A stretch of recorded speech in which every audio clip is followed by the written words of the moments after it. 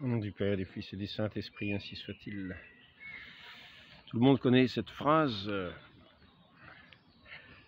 La religion, c'est l'opium du peuple. La religion, c'est l'opium du peuple. Voilà, c'est une phrase prononcée, bien sûr, par des révolutionnaires. Karl Marx, par exemple, peut-être. Et je voudrais aujourd'hui montrer un petit peu une des raisons de cette phrase.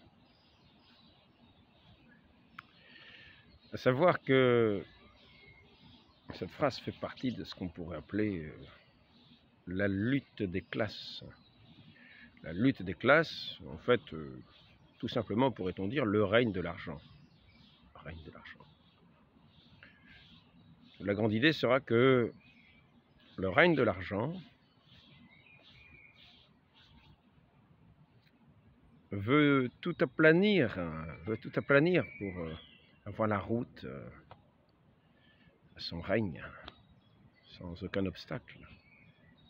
Il s'agit donc d'aplanir tous les obstacles pour que ce règne de l'argent puisse enfin circuler en toute liberté, peut-être dans une certaine fraternité de certaines élites très particulières, dans une certaine fraternité qui ne se reconnaît pas nécessairement avec une fraternité universelle, mais la liberté ou la mort, la liberté ou la mort. Voyons donc que ce règne de l'argent n'est pas un règne forcément de l'amour. Comme notre Seigneur disait, Dieu ou l'argent, Dieu ou l'argent. Donc ce règne de l'argent n'est pas celui de Dieu. Ce n'est pas celui de l'amour. Dieu est amour. Nous voyons dans cette phrase la liberté ou la mort.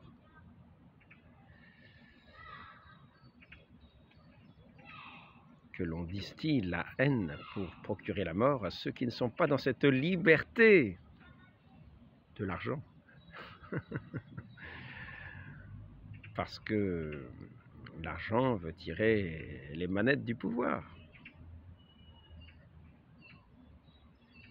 Donc je voudrais montrer comment, parlant de lutte des classes, en fait, comment on se débarrasse des obstacles successifs. Petit récapitulatif de temps en temps, peut-être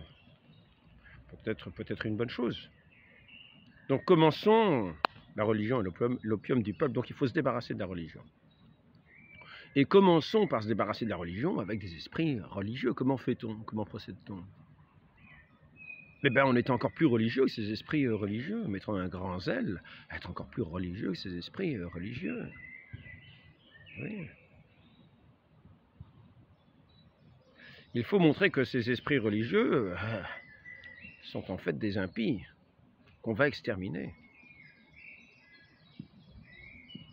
Donc, nous allons, les prendre à défaut, mais pour ce faire, il va nous falloir faire une première petite révolution. Il va falloir abattre les autorités religieuses. Et les abattre tout à fait légitimement. Tout à fait, aux yeux du peuple, il faudra que ça paraisse justice.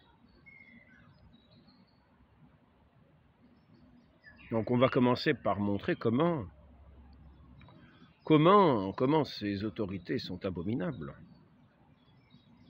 Alors on pourrait commencer par Luther. Luther. Oh.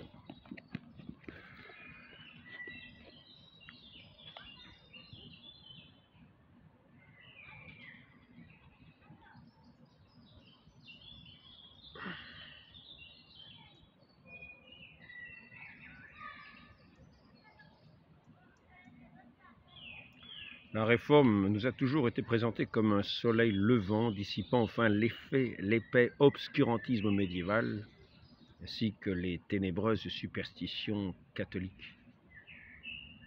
Bref, comme une sorte de christianisme épuré, original, authentiquement spirituel. C'est tiré de Vérité et mensonges historiques. C'est un livre très bien fait sur beaucoup de points de vue historiques, qui donne d'autres points de vue d'autres points de vue que les points de vue de la doxa habituelle dans nos sociétés qui sont des sociétés révolutionnaires. Puisque n'oublions pas que la fête nationale, la grande fête nationale, c'est le 14 juillet.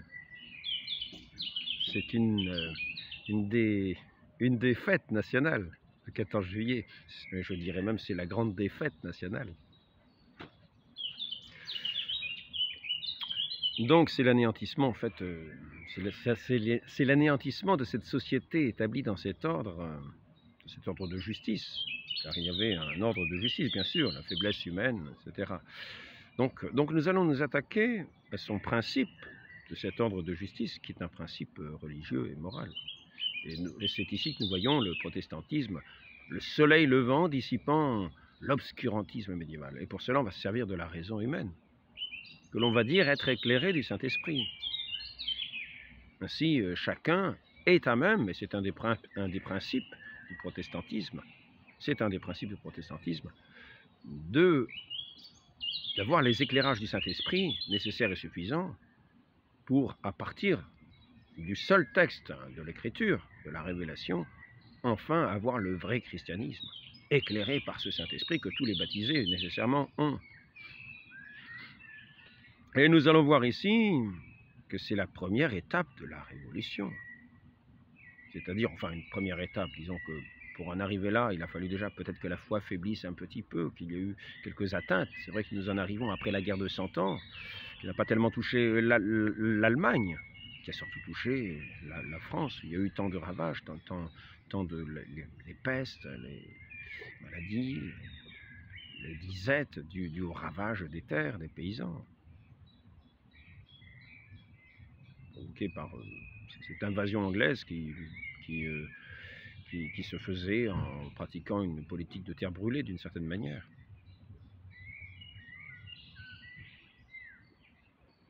Donc,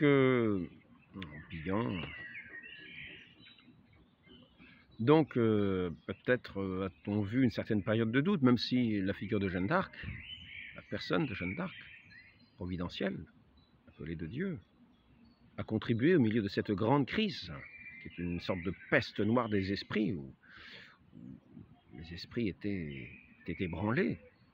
Nous avons vu cette personne jaillir dans ce siècle comme une lumière dans l'ombre, pour le coup, ici, nous pourrions dire un vrai soleil levant, et qui a amené sa suite toute une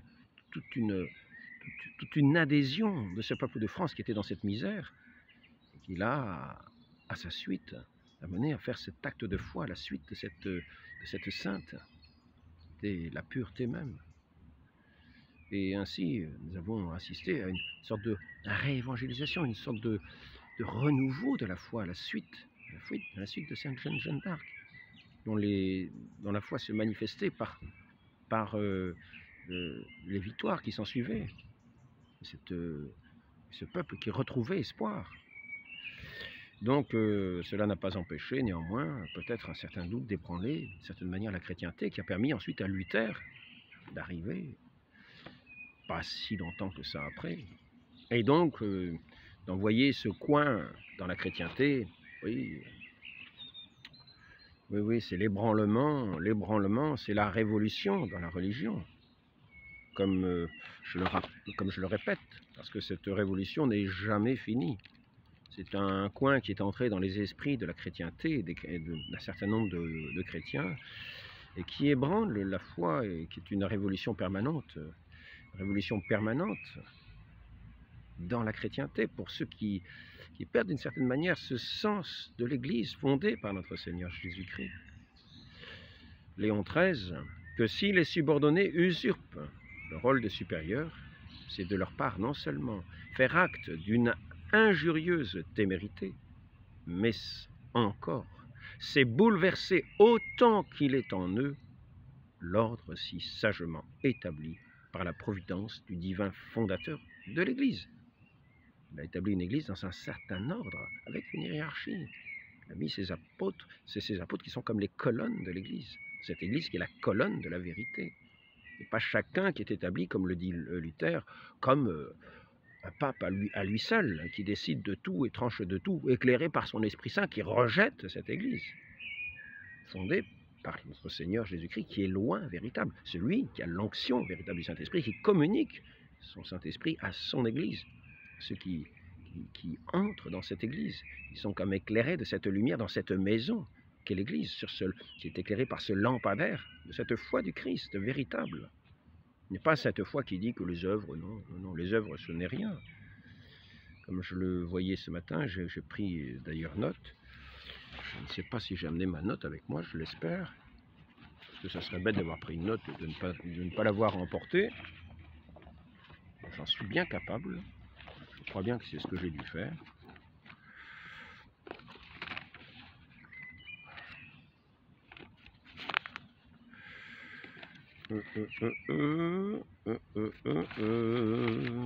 Alors voyons. Non, je crois bien que je n'ai pas amené ma note, mais nous voyons ça dans cette épître. Il semble que c'est les Corinthiens. Il est question justement que nous serons jugés aux œuvres. Nous aurons ce jugement, nous qui avons le désir, à la limite, de quitter ce corps pour être auprès du Christ. Pauvre Alain, c'est quand même pas très doué. Hein.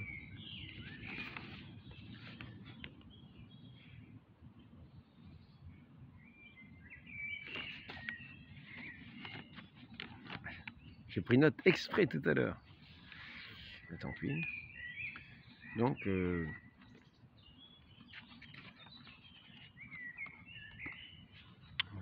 mieux, c'est, quand on peut, c'est d'apprendre certaines paroles de l'Écriture. C'est vraiment la meilleure solution. Hein. Les athlètes s'astreignent, les désirs baptisés. Bon, ben, enfin, donc, nous voyons bien. Hein. Nous voyons bien, bon, le jugement général. Hein. Allez-vous-en loin de moi, vous qui commettez l'iniquité, etc. Bon. Hein, j'avais faim, vous ne m'avez pas donné à manger, j'avais soif, vous ne m'avez pas donné à boire, etc. Hein. Allez-vous-en loin de moi, vous qui commettez l'iniquité, je ne vous connais pas. Donc, le jugement qui se fait aussi, qui se fera aux œuvres que nous avons faites, bonnes ou mauvaises, en fonction de ces œuvres que nous aurons faites, et pas simplement en disant j'ai la foi, donc les œuvres ne comptent pas. Non, donc cette parole de Luther est infirmée. Donc nous voyons que cet éclairage du Saint-Esprit que chacun prétend posséder, et qui est un bouleversement de l'Église, qui va faire cette révolution. Hein, L'Église, la religion, c'est l'opium du peuple, donc déjà on commence par se séparer de l'Église, par cette maison qui est comme cette arche sainte qui va nous préserver, de ce déluge du péché, de ce déluge de la perte de la foi, de ce déluge de cette impiété qui est dans le monde et à laquelle nous échappons justement en entrant par cette main que nous tend le Christ, parce qu'il nous donne ses deux mains sur cette croix pour nous tirer de cet abîme. Il fonde son Église, dans ce qui est cette union, qui est cette communion, notre Seigneur est vrai Dieu, notre Seigneur Jésus-Christ, Fils unique du Père. Ainsi, il fonde son Église, et Luther là-bas, en mettant que seule l'Écriture fait référence, qu'il n'y a pas ces autorités, et que chacun est à même de pouvoir scruter les Écritures. Donc c'est une première révolution qui va conduire chacun au cheminement de sa raison propre. Scruter les Écritures, les actes épiscopaux ou les critiquer n'appartient nullement aux particuliers. Cela regarde seulement ceux qui, dans les hiérarchies sacrées, ont un pouvoir supérieur, surtout le Pontife suprême.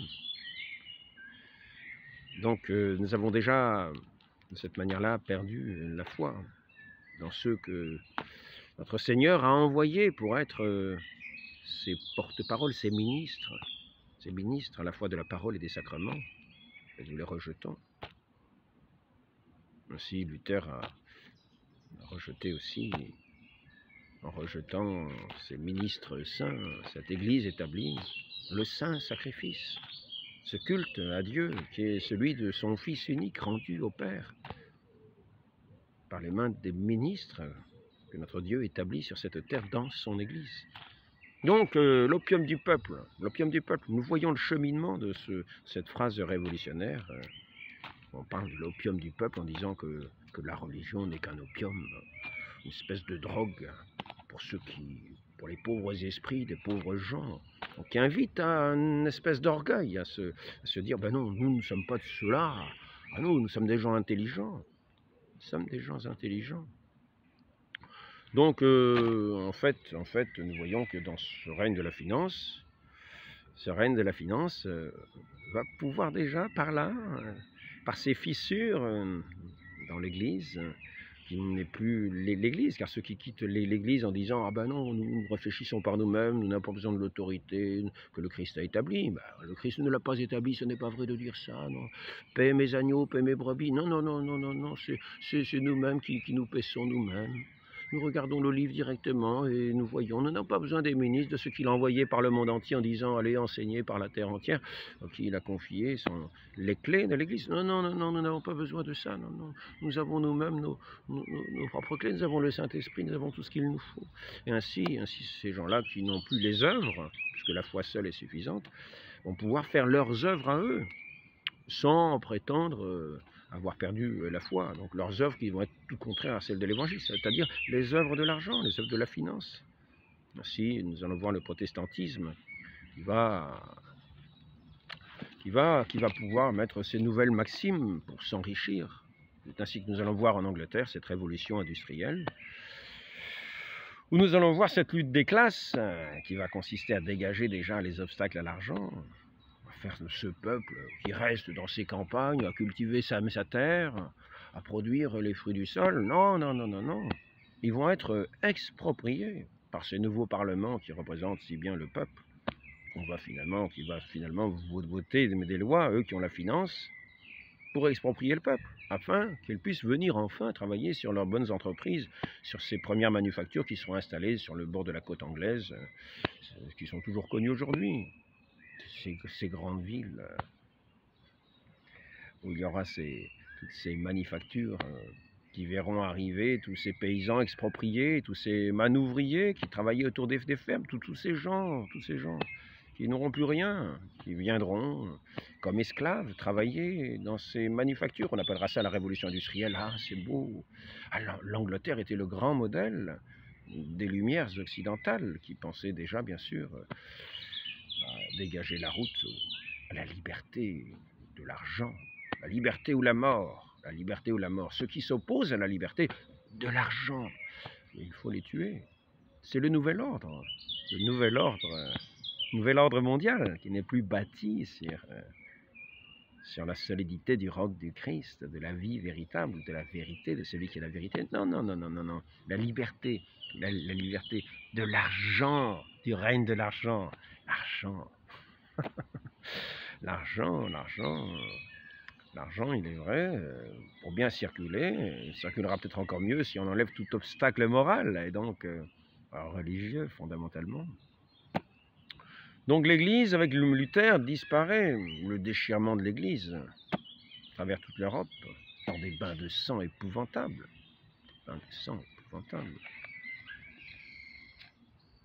C'est pas ici. Capitalisme. Pourquoi en 1750 l'argent et l'intelligence combattaient-elles le catholicisme avec une telle détermination? C'est en fait que tous les grands auteurs libéraux sont en France anticatholiques et résolument antipapistes dans les pays anglo-saxons d'Europe et d'Amérique. C'est un fait que tous les grands auteurs libéraux sont en France anticatholiques et résolument antipapistes dans les pays anglo-saxons d'Europe et d'Amérique. Sur ce chapitre, pendant la guerre du Canada, Louis XV apprendra que Boston se montrerait encore plus acharné que Londres, ce qui donna un style si féroce à la guerre d'Amérique. Louis XV assistait à un phénomène dont ni lui, ni aucun philosophe ou économiste anglais, français, suisse ou hollandais ne discernait la vraie nature, la naissance du capitalisme dans le sang et les larmes. Le mystérieux crédit et la banque, encore toute balbutiante, commençaient à peser sur son règne. Leur complexité et les heureuses difficultés provoquées par l'enrichissement général ne pouvaient être résolues d'une façon doctrinale. Suivant la vieille méthode capétienne, Louis XV laissait donc l'empirisme dégager les traits du prodigieux phénomène. L'accroissement du rôle de l'argent se juxtaposait à un accroissement symétrique de la démographie. Plus de richesses d'un côté, mais aussi plus de naissances, plus de Français dans le royaume. Ces deux aspects complémentaires du siècle apparaissent clairement aujourd'hui. Il faut donc placer sous le jour exact où Louis XV voyait les problèmes de l'argent et celui du travail. La guerre de 100 ans où se trouve l'impliqué son règne ne se livre en effet que pour leur donner une définition nouvelle. Quand on parle de guerre de 100 ans, c'est celle qui finit avec Waterloo ici. Ce n'est pas celle du Moyen-Âge. Londres avait créé la Banque d'Angleterre sans posséder le génie médicéen de la banque. Lors des bouleversements dynastiques de 1688, Guillaume d'Orange ne vint pas seul en Angleterre. Des banquiers israélites comme Svasso, Medina apportèrent en Angleterre, près des rois orangistes, une philosophie de l'argent semblable à celle des banques juives de Hollande, en liaison avec celle qui fonctionnait depuis le Rhin jusqu'à Venise et d'Amsterdam jusqu'à Lisbonne. La conception bancaire de l'Angleterre du XVIIIe siècle façonna une classe toute spéciale d'hommes d'argent. La monarchie de l'argent possédait un empire légèrement distinct des ministres, des ambassadeurs à l'étranger, des propres circuits de finances, de sorte qu'un financier disposant de capitaux aurait pu déjà demander à Louis XV « Qui t'a fait roi ?» Ouais. L'antifinancier, publication de l'époque, prévoyait le pouvoir destructeur. Le mot « finance » ouvre tout, autorise tout, et ce qui est le comble de la dépravation, ennoblit tout. Le comble de la dépravation consiste en ce que les titres de noblesse sont remplacés bien avant le 4 août par les titres de banque. Mais la hiérarchie de ces titres bancaires réduit le nombre de cette nouvelle féodalité. Elle limite, monopolise, enquiste les plus riches au sein d'un corps social savamment culturisé pour tout accepter des riches. L'antifinancier prophétisait ce que nous connaissons exactement aujourd'hui. Bientôt, on ne connaîtra plus en France que 3 États, le roi, les financiers et les esclaves. Esclaves verbeux, esclaves culturisés, mais esclaves. C'était la catastrophe qui, présentée comme un progrès humain, s'abattait en Angleterre. Le bien-aimé ne pouvait être républicain parce qu'il ne pouvait avaliser le capitalisme libéral. Encore faut-il saisir la nature de l'esclavage qui s'instaurait sous ses yeux. Je ne veux pas tout lire. C'est un livre quand même assez intéressant qui donne quelques petites vues. Donc nous sommes passés de Luther et nous passons ces œuvres libérales, puisque détachées de la foi, n'est pas sauvé par les œuvres mais par la foi uniquement. Donc nous pouvons libéralement agir financièrement, tout en restant en protestant, c'est-à-dire mieux que les catholiques, parce que nous avons le Saint-Esprit avec nous pour lire la Bible comme il faut, pour lire les Écritures saintes comme il faut, c'est-à-dire comme nous l'entendons pour faire nos œuvres. Et oui.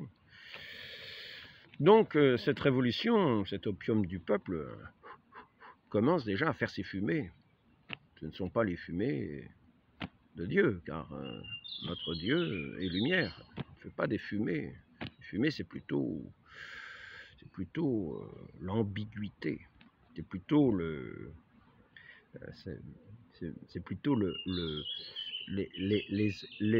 les fumées de nouvelles théories qui vont se complexifier au fur et à mesure que les intellectuels avanceront dans le sens révolutionnaire, avanceront dans le sens de cette idée de lutte des classes, pour montrer qu'un simple crime n'est pas un crime.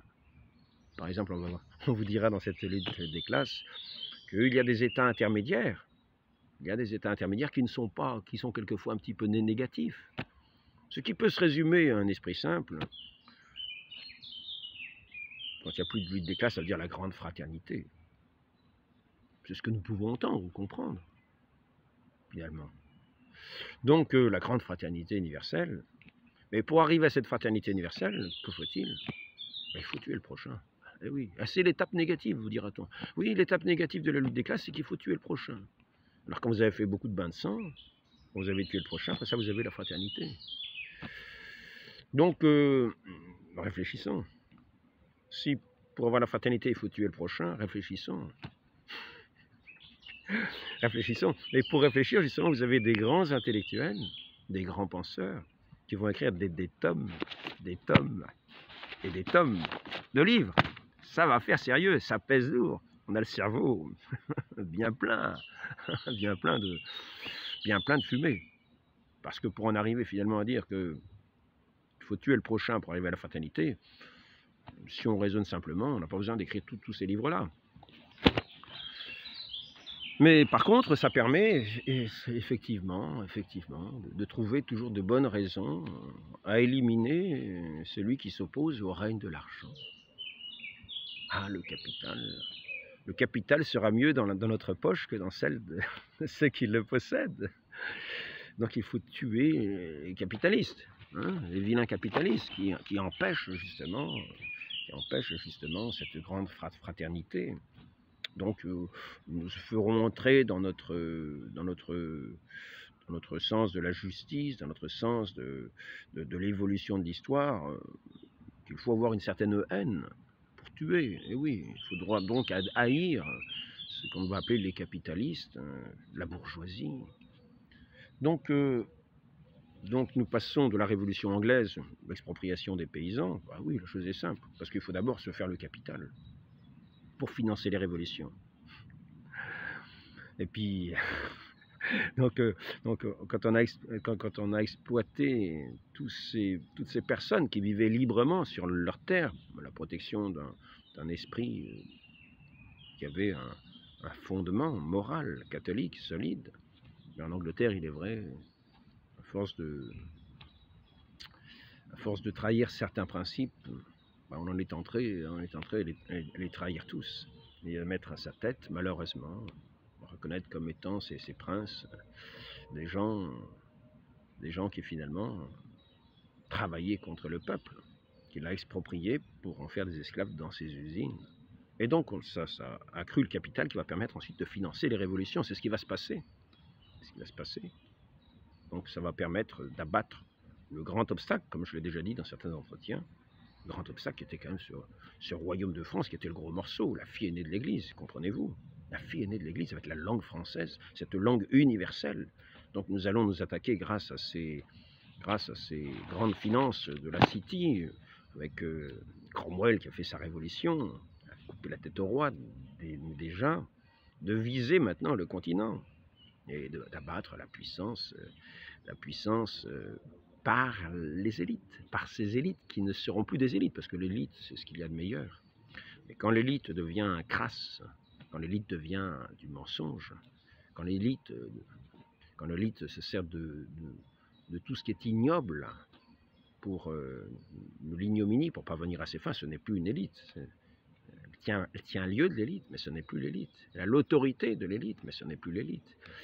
C'est ces philosophes qui prenaient modèle en Angleterre sur ce qui se passait, qui était abominable, pour arriver à cette liberté, c'est-à-dire à nouveau à écarter tous les ennemis de la finance. N'oublions pas que certains intellectuels Voltaire, avait quand même des actions dans le commerce des esclaves.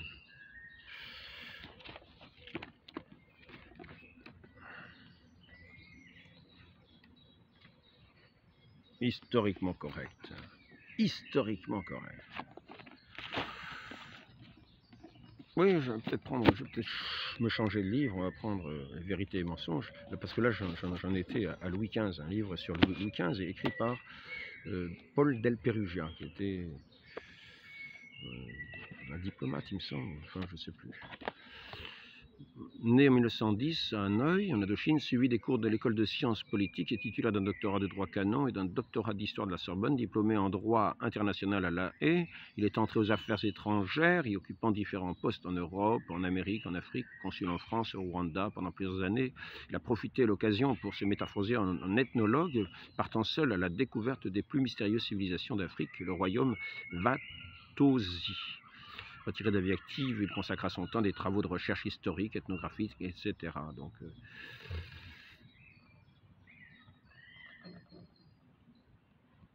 ouais. Donc, c'est lui qui a écrit ce livre sur Louis XV. Et maintenant, là, il s'agit d'un autre. C'est un auteur qui était un philosophe, qui finalement s'est tourné en histoire en étudiant les archives. Donc l'anglicanisme ne fut guère plus clément à l'égard des prêtres romains. Il s'agit toujours de l'opium du peuple, donc il s'agit toujours, bien sûr, le grand obstacle au règne de l'argent, c'est celui du Christ. Donc ce règne du Christ, ce royaume du Christ, c'est celui dont Saint Pierre détient les clés. Saint Pierre et ses successeurs. Il faut toujours abattre Saint Pierre et ses successeurs. C'est ce qu'a fait Luther en disant « Oui, nous sommes éclairés du Saint-Esprit, nous avons les Écritures saintes, nous avons tout ce qu'il nous faut. » Donc on n'a pas besoin de Saint-Pierre, on n'a pas besoin de cette Église. L'Église, c'est nous, comme ça. Unis par ce Saint-Esprit qui nous guide, et comme ça, il nous invite à faire nos œuvres et à faire fructifier. Quand nous sommes très riches, c'est que nous sommes des saints. Heureux les pauvres, le royaume des cieux est à eux. L'anglicanisme ne fut guère plus clément à l'égard des prêtres romains. Depuis 1559, aucune ordination valide ne sera conférée jusqu'à nos jours. C'est ce que Léon XIII rappela dans sa bulle Apostolique Curé le 15 septembre 1896. Nous conformant à tous les décrets de nos prédécesseurs et de sciences certaines, nous prononçons et déclarons que les ordinations conférées selon le rite anglican ont été et sont absolument vaines et nulles. L'anglicanisme, en effet, était devenu religion d'État depuis 1534. Son initiateur Henri VIII fit massacrer des centaines de victimes, pendues, éventrées, torturées de toutes les manières. Cardinaux, archevêques, évêques, abbés, moines, prêtres et laïcs. Saint Thomas mort, Saint John Fisher en sont des martyrs les plus notables. La période élisabéthaine fut atroce. Un double refus de prêter serment d'obéissance au pouvoir spirituel de la reine était passible de la peine de mort. Après 1570, tout soupçon de catholicisme fut considéré comme crime de haute trahison et valut la peine capitale.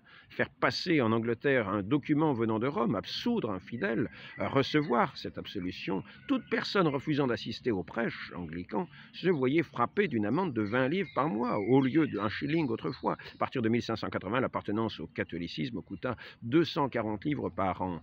C'est à court terme la ruine assurée. Les dénonciateurs professionnels pourchassaient les prêtres continentaux, surtout les jésuites, envoyés pour soutenir les malheureux troupeaux de fidèles à la vraie foi. Ces prêtres, du reste, les encouragèrent toujours au loyalisme envers le pouvoir temporel du souverain, tel le jésuite Campion, 1581, clamant encore au pied du gibet « Votre reine est ma reine !» à qui je souhaite un règne long et paisible avec toutes sortes de prospérités. 147 prêtres furent ainsi exécutés. 1970, Paul VI canonisa 40 martyrs, avec ce jésuite, mais on ne parle pas des... On a vu les autres avant. Voilà, donc... Et c'est comme ça dans toute l'Europe protestante. Donc il faut enlever l'obstacle. C'est d'une certaine façon déjà le début de la lutte des classes. Enlever l'obstacle au règne, le règne universel de l'argent. Pour faire cette fraternité de l'argent de quelques-uns, des rescapés de cette grande fraternité. Dans cette liberté de cours, de circuit de l'argent, liberté, attention, ou la mort. Et là, on est prêt à tous les moyens, parce que l'argent, n'oubliez pas, le règne de l'argent, qui est derrière? Notre Seigneur nous prévient, ce n'est pas lui. Donc, le royaume de notre Seigneur a des clés qui sont remises à Saint Pierre et à ses successeurs. Donc, entrons plutôt par la porte tenue par ces saints pasteurs. Saints pasteurs, ils ne sont pas toujours, évidemment, saints. Quelquefois, nous sommes tous pécheurs et les pasteurs le sont aussi.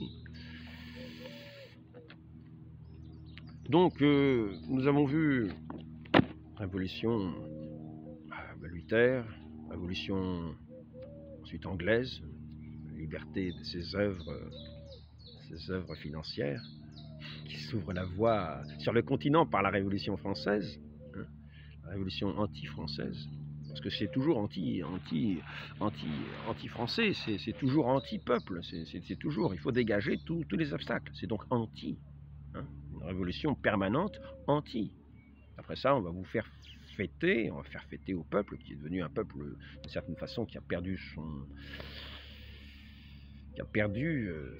qui est devenu esclave de cette finance, qui est devenu esclave de cette propagande, qui a perdu, d'une certaine manière, sa liberté, en laissant la liberté de l'argent, qui rend esclave.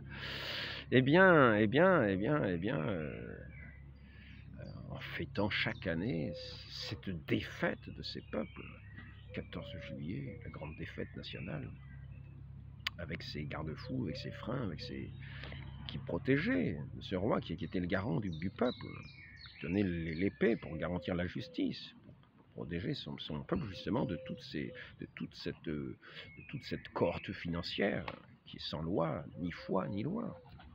Donc nous avons eu la Révolution française, nous avons eu toutes sortes de révolutions. Après ça, nous passons à la révolution justement russe. C'est là que nous arrivons avec Marx, donc cette théorie de la lutte des classes, cette théorie de la lutte des classes que j'ai déjà abordée. Et nous avons même ensuite, après ça, cette révolution nazie, qui est une révolution. Parce que c'est le national-socialisme, et Hitler se revendique être socialiste. Il se revendique. Nous sommes socialistes, nous sommes ennemis du système capitaliste actuel, l'exploiteur de la faiblesse économique avec ses salaires injustes, son évaluation injuste de la personne humaine en fonction de sa richesse et de son capital plutôt que par sa responsabilité et sa performance. Et nous sommes déterminés à détruire ce système par tous les moyens. Donc ça semble anticapitaliste. En fait, il s'agit d'abattre toujours les obstacles, parce qu'il y avait des classes. Il y avait, comme le dit d'ailleurs très bien cet autre livre, qui s'appelle Historiquement correct, si on veut parler du nazisme, d'une autre nature est le national-socialisme. Adolf Hitler prend le pouvoir en 1933. Son système politique est achevé en 1938, après la nazification de l'armée et la mise en place de la législation excluant les juifs. C'est un mécanisme totalitaire. Alors au sujet des juifs, il est dit ici, hein, si nous sommes socialistes, alors nous devons forcément être antisémites. Et l'opposé dans ce cas, c'est le matérialisme, le mammonisme, auquel nous cherchons à nous opposer. Comment, en tant que socialiste, ne pouvez-vous pas être antisémite? Donc voilà, alors nous en sommes à ce socialisme de Hitler. Donc c'est un mécanisme totalitaire. Tout le pays est au service du régime. L'administration est doublée par les émanations du parti, la police par la Gestapo, la Wehrmacht par la SS, contrôlant la société, orientant l'économie. C'est ce qui est dit. Dirigeant les esprits. État national-socialiste est omnipotent. Alors ici, nous devons être en état d'accomplir ce que le marxisme, le léninisme, le stalinisme n'ont pas réussi à faire. Car il s'agit d'un socialisme qui veut se passer de la révolution. L'économie peut facilement être contrôlée en dépossédant la classe capitaliste et en guidant ses capacités productives par la main de l'État. Au lieu de tuer les gens, sa tâche était de convertir le peuple allemand au socialisme sans simplement tuer les vieux individualistes. Il voulait utiliser l'ancienne classe libérale et les initiatives pour construire le socialisme en Allemagne. Donc, là, ici, tout est doublé par ce régime qui oriente tout. Donc l'administration est doublée par les émanations du parti, la police par la Gestapo, la Wehrmacht par la SS, contrôlant la société, orientant l'économie, dirigeant les esprits. L'État national-socialiste est omnipotent, orchestrant sa propagande, mettant en scène son action au moyen de techniques expressionnistes modernes. La différence, donc, c'est que Il voyait dans la révolution russe un échec de par sa révolution.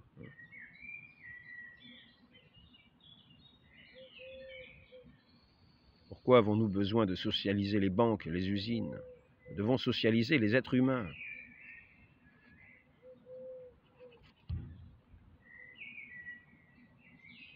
Nous devons être en état d'accomplir ce que le marxisme, le léninisme, le stalinisme n'ont pas réussi à faire. Il prétend que les erreurs de ces révolutions étaient tactiques, mais qu'ils avaient la même philosophie. Donc c'est ce qu'il prétend. Hein. Alors l'idéologie d'Hitler obéit aux influences qui ont marqué sa jeunesse, pan-germanisme, fond de l'idée du surhomme allemand, d'un racisme, un racisme fanatique, afin d'entretenir l'angoisse collective, de mobiliser son peuple.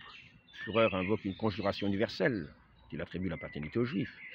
Ici, mais le national-socialisme est aussi un État révolutionnaire. En 1933, l'Allemagne formait encore une société très hiérarchisée, compartimentée, avec de différences de niveau de vie, des différences psychologiques, non seulement de classe à classe, mais de région en région. C'est contre ces différences que les nazis établissent leur mythologie de la communauté allemande, industrie, armée, diplomatie, justice, université, administration. Dans tous ces secteurs, le régime supplante les élites traditionnelles ou les attache avec le projet de les éliminer, supprimant les parlements régionaux, pourchassant le particularisme.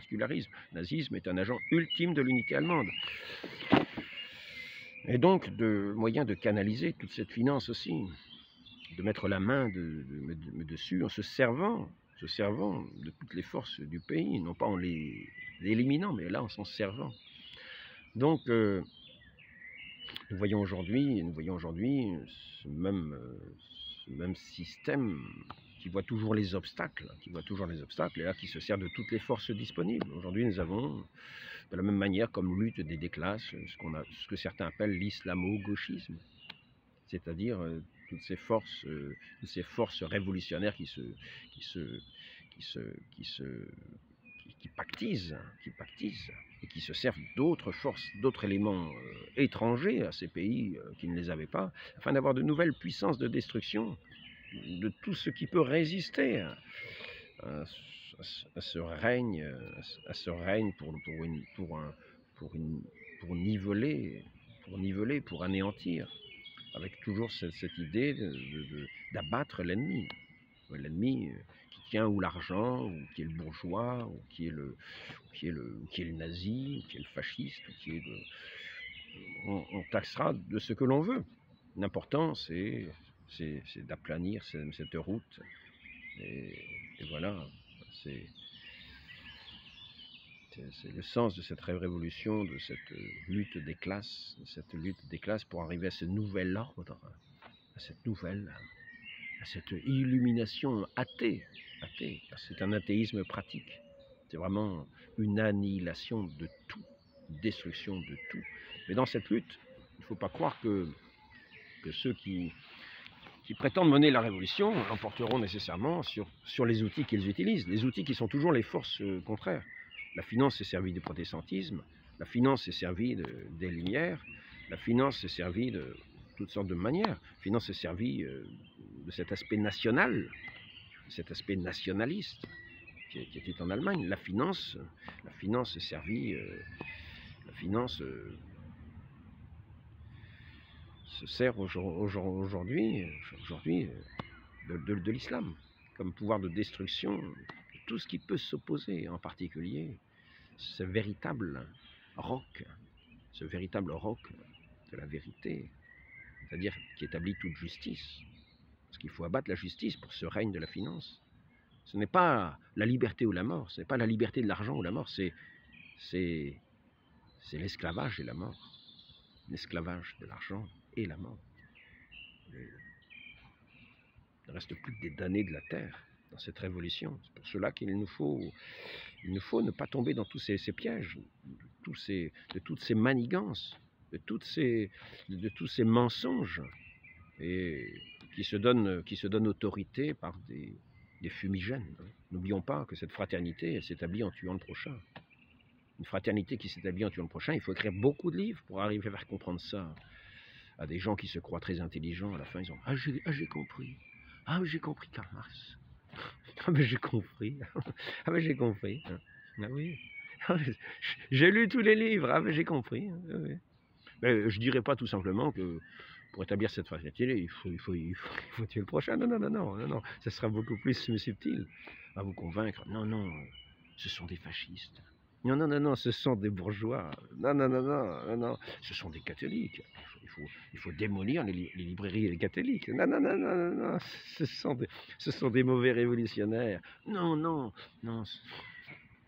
Donc, non, non, il ne s'agira pas de tuer le prochain pour faire la fraternité. Non, non, il s'agit simplement d'éliminer les mauvais éléments qui empêchent la fraternité. C'est beaucoup plus subtil. C'est enfin le règne du progrès va arriver. C'est toujours un progrès, toujours un progrès. Toujours plus de guerres, de guerres, de guerres. N'oublions pas la Révolution et l'Empire en 25 ans, des guerres dans toute l'Europe. Hein. Mais ils étaient en concurrence avec les services secrets anglais, mais n'oublions pas, parce que la finance, elle venait de l'Angleterre quand même. C'est la finance qui faisait travailler ce qui se passait en France, mais dans toute l'Europe, pour arriver à ses fins. Je vais arrêter, je dirais simplement, n'oublions pas le royaume des cieux, notre Seigneur. Le royaume des cieux de notre Seigneur, et il l'a établi, il l'a établi. Il l'a établi sur Saint-Pierre, à cause de sa foi. À cause de sa foi. Tu es le Christ, le Fils du Dieu vivant. Lorsque nous croyons que le Christ est le Fils du Dieu vivant, que faisons-nous? Eh bien, nous l'écoutons parce que nous avons foi en lui. Heureux les pauvres, le royaume des cieux est à eux.